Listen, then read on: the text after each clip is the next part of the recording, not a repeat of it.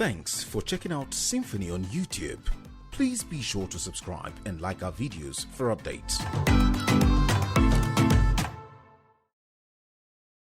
Today is not a public holiday, but the major streets in Osogbo, the Osun State capital, is deserted. Shops are locked, while there are few vehicular movements. This was as a result of fear and uncertainties that greeted this year's June 12 Democracy Day. Amidst all this, some group of civil society still gathered at Okefia roundabout, defiling the earlier police directive against such gatherings. I remember Nigeria. I remember Nigeria.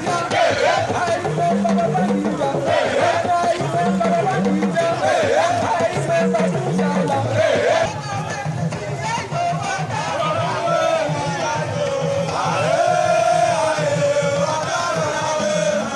They condemned the spate of killings, kidnapping, and all forms of insecurities in the country. The essence of June 12 was abolition of poverty, and poverty pervades the land.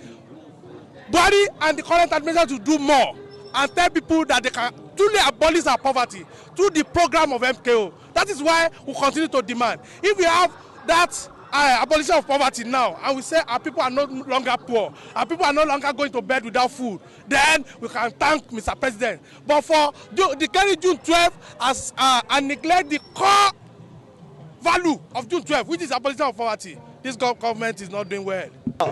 Nigerian students of today are subjected to all forms of oppression, like tyranny, like killings, like abductions, like raping.